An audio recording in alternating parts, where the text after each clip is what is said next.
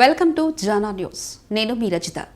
ఉగాది పండుగ సందర్భంగా green hills colony Aryavysya సంఘం ఆధ్వర్యంలో టిఎన్ఆర్ వైష్ణవి బ్యాంకెట్ హాల్లో శ్రీ పరాభవనామ సంవత్సర పంచాంగ శ్రవణం నిర్వహించారు. ముందుగా ఆర్యవైశ్య మహిళలు జ్యోతి ప్రజ్వలన చేసి వాసవి కన్యకా పరమేశ్వరి అమ్మవారి ప్రార్థనా గీతము ఆలపించారు. అనంతరం పంచాంగ కమిటీ సభ్యులు, ప్రముఖ అంతర్జాతీయ జ్యోతిష్య వాస్తు పండితులు, పంచాంగకర్త బ్రహ్మశ్రీ డాక్టర్ నాయికంటి మల్లికార్జున్ శర్మ సిద్ధాంతితో కలిసి పంచాంగం పుస్తకాలు ఆవిష్కరణ చేశారు.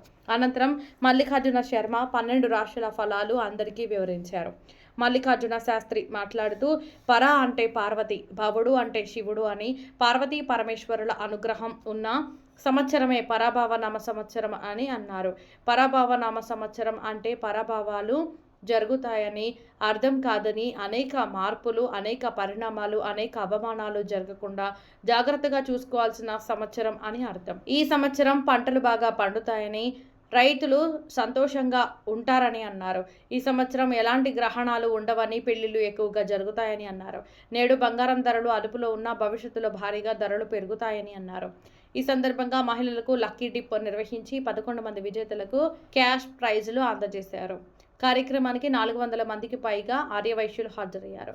వారికి కమిటీ సభ్యులు రుచికరమైన విందు ఏర్పాటు చేసి పంచాంగ పుస్తకాలు పంపిణీ చేశారు.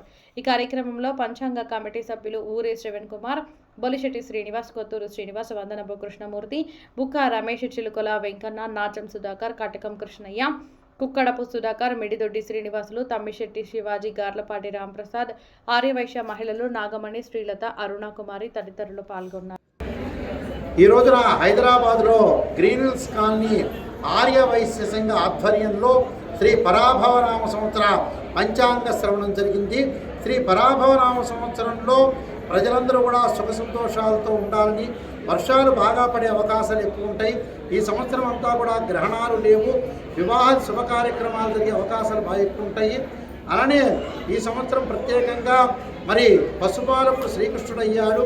అలానే పశువును రక్షించేవాడు కూడా శ్రీకృష్ణుడు కావటం వల్ల మరి ఆ పాల ఉత్పత్తి బాగా పెరిగే అవకాశం ఉంటుంది. వ్యవసాయ పంటలు బాగా పెరిగే అవకాశాలు ఎక్కువ ఉంటాయి.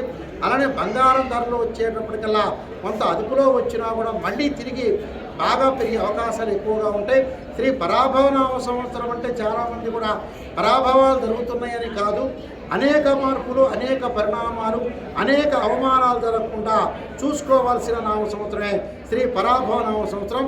శ్రీ పరాభవనామ సంవత్సరం పర అంటే మరి భవుడు అంటే శివుడు, పర అంటే ఆదిశక్తి, అంటే పార్వతీ పరమేశ్వరులు యొక్క అనుగ్రహం ఉన్న నామ సంవత్సరమే శ్రీ పరాభవనామ సంవత్సరం.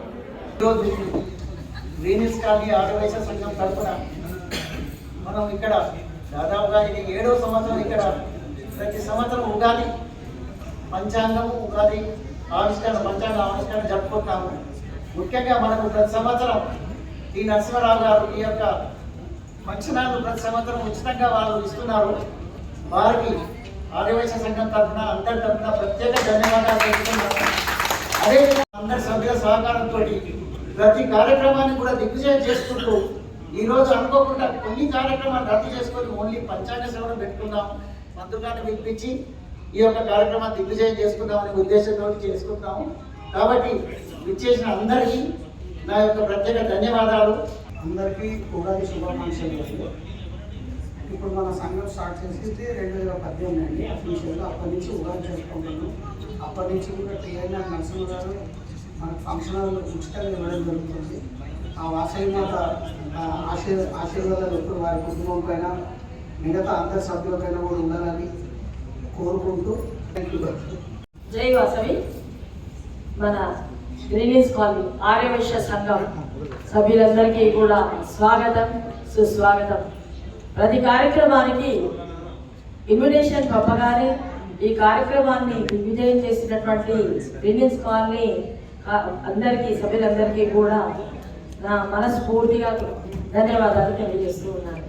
అందరికీ కూడా మరొకసారి తెలుగు సంవత్సరము ఉగాది శుభాకాంక్షలు. ఉగాది అనే పదము యుగాది, యుగము ఆరంభము అయినప్పటికీ ఈరోజు మనం చూస్తున్నటువంటి ఈ ప్రాణులు ఏవి కూడా లేనటువంటి సమయంలో ఆకాశము, నీళ్లు, అడవులు, ప్రాణకోటి, నక్షత్రాలు ఆవిర్భవించినటువంటి ఈ రోజు చైత్రమాసము శుక్లపక్షము పాఠ్యమి రోజున ఏర్పడినటువంటి ఆనాటి నుండి మనము ఉగాది పండుగను జరుపుకుంటూ ఉన్నాము. మరి ఉగాది పండుగను ఎలా జరుపుకుంటాము? ఉగాది పచ్చడితో మరి మన జీవితంలో ఉన్నటువంటి సుఖము, సంతోషము, కష్టానికి రుచిలో అయినటువంటి ఉగాది పచ్చడితో మనము ఈ పండుగను చక్కగా అందరం జరుపుకుంటూ ఉన్నాము. మరి ఈరోజు మన అదృష్టవశాత్తు వచ్చినటువంటి మల్లికార్జున శర్మ గారి యొక్క పంచాంగ శ్రవణాన్ని వినడము, వారిచే జరిగినటువంటి అమ్మవారి పూజలు, అమ్మవారి దర్శనం చేసుకోవడము, తర్వాత విందు కార్యక్రమం ఉంటుంది. అన్ని కార్యక్రమాలు జాగ్రత్తగా చేసుకొని మనం ఈ కార్యక్రమాన్ని దిగ్విజయం చేయాలని అందరినీ మనస్ఫూర్తిగా కోరుతూ ఇంతటి చక్కటి అవకాశాలు ఇచ్చినటువంటి కార్యవర్గానికి ధన్యవాదాలు తెలియజేస్తాను.